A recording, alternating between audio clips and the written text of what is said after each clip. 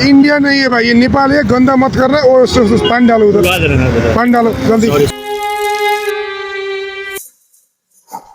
देख बाबा, ये क्या रे? तू मेरा फोटो निकाल रहा है? किससे पूछ के निकाला रे बाबा? किससे पूछ के निकाला? अरे भाई, सिविक सेंस भी कोई चीज होती है? पब्लिक प्लेसेस को क्लीन रखना हम सबकी रिस्पॉन्सिबिलिटी है। Zero civic sense, zero civic sense बताता है तेरी पैर की।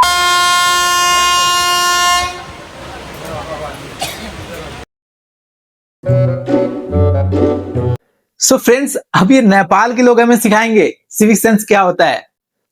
अगर आप भी ऐसा सोचते हो ना तो जरा रुको। दोस्तों, हमारा इन्वायरमेंट परफॉर्मेंस इंडेक्स पर रेटिंग पता है कितना है? 176 आउट ऑफ 180। चलो इसको भी छोड़ते हैं। मैं एक छोटा सा आपसे प्रश्न पूछता हूं, क्या आप सड़क पे थूकते हो? क्या आप हमेशा अपना कूड़ा हमेशा हर जगह आप डस्टबिन में डालते हो? क्या आप पूजा की सामग्री ले जाकर नदी में फेंक आते हो? क्या आप खुले में पेशाब नहीं करते हो? क्या आप हमेशा कतार में खड़े होते हो? क्या आप हर जगह इन चीजों का ख्याल रखते हो कि दूसरे को मेरी वजह से परेशानी ना हो? अगर आप ऐसा करते हो तो बिलीव मी दोस्त, आप इस देश के सबसे हाईली सिविक सेंस वाले व्यक्ति हो। पर मैं एक बात यहां पूछना चाहूंगा, क्या दूसरा जब कोई इन चीजों का पालन नहीं करता है तो क्या आप उसे रोकते हो? दोस्तों, मैं तो नहीं रोकता। मैं पढ़ा लिखा होते हुए भी कुछ जगह मेरी आदतें सिविक सेंस का पालन नहीं करती हैं।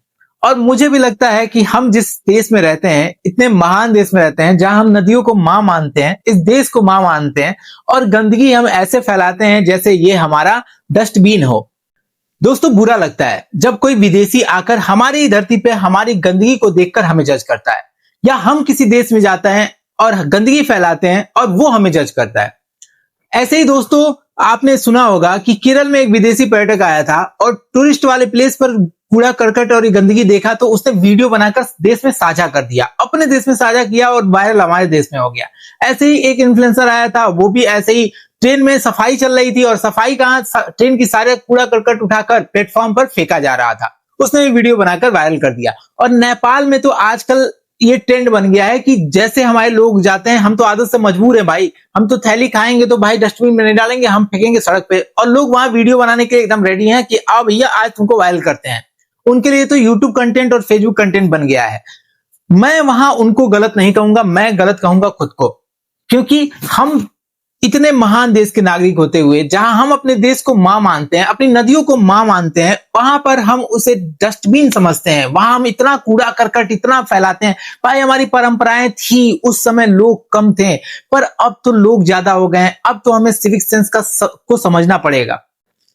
मेरी परंपरा से कोई दुश्मनी नहीं है। जब आप नदी में कोई चीज फेंकते हो वो आपका श्रद्धा भाव है, लेकिन यार आप भी तो समझो अब कितनी जनसंख्या हो गई है, क्या हो गया है, बार बार फेंकोगे वो गंगा कितना रोकेंगी भाई?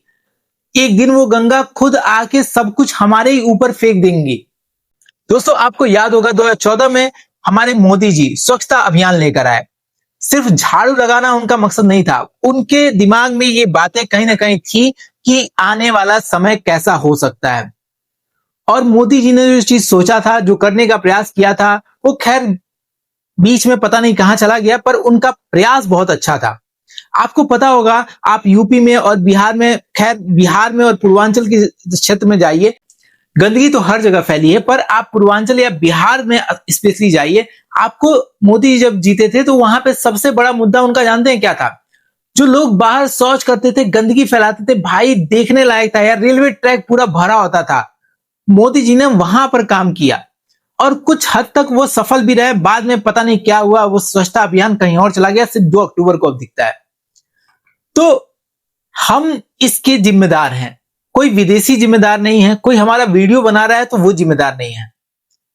विदेशी टूरिस्ट आते हैं और सिर्फ उनको गंदगी दिखाई देती है। भाई, चांद बहुत ही खूबसूरत है, पर चांद पे भी लोगों को दाग ही दिखता है। हमारा देश बहुत खूबसूरत है, हम चाहें तो इस देश को और खूबसूरत बना सकते हैं। हम चाहें तो इस देश को सचमुच एक इतना सुंदर देश बना सकते हैं जो दुनिया में कहीं नहीं होगा। पर हम अपनी आदतों से ऊपर नहीं उठ सकते, हम अपने आदतों को सुधार नहीं रहे हैं। हम हर उन छोटी छोटी चीजों को अपने अंदर एकदम बसा लिए हैं, जमा लिए हैं, जिससे कि हमारा देश गंदगी में नंबर 1 होते जा रहा है। अगर ऐसा ही चलता रहा तो एक दिन मैं आपसे ये कह रहा हूं, और ये मुझे कहते हुए बहुत दुख हो रहा है कि हम एक दिन सिर्फ इसीलिए जाने जाएंगे कि हमारे देश में सिर्फ गंदगी है, क्योंकि जिस हिसाब से पॉल्यूशन है और जिस हिसाब से पॉपुलेशन है, वो दो ही चीजें कर सकती हैं, वो है सिर्फ गंदगी। हमें अपनी आदतों को सुधारना होगा। आप इटली का देख लो यार, इटली का देख लो, इटली में इतना हैवी फाइन है। हर विदेश में मुझे लगता है कि जो बहुत साफ सुथरी जगह है वहां पे बहुत हैवी फाइन है, और मैं सरकार से अपील करना चाहूंगा कि आप फाइन लगाओ यार। आप जापान के लोगों से सीख सकते हो, वो लोग साफ सफाई के मामले में मतलब हम लोगों से कम 100 गुना आगे हैं। हम सिर्फ अपने घर को साफ करने की कोशिश करते हैं, बाकी सड़क पे जो फेंकना है फेंको। आप मेरे मोहल्ले में आके देख लो भाई, मैं आपको बता नहीं सकता, पर वहां पे लोग क्या करते हैं, नाली में बच्चे को बैठा देते हैं टॉयलेट करने के लिए, क्योंकि नाली थोड़ा बड़ा है। इस मानसिकता के लोग हैं। मैं जहां पे रहता हूं रेलवे ट्रैक है, वहां पे आप अभी भी जाके देख लो, सबके घर में शौच है, लेकिन कुछ लोग हैं जो आज भी रेलवे ट्रैक का यूज करते हैं। तो आप लोगों से हाथ जोड़ के विनम्र अनुरोध है कि कृपया अपनी आदतें सुधारें हम लोग, और जो भी कर रहा है इस चीज को ना, कम से कम मैं तो टोकने का प्रयास करूंगा, जो होगा देखा जाएगा। पर चलिए मुहिम में आगे बढ़ते हैं।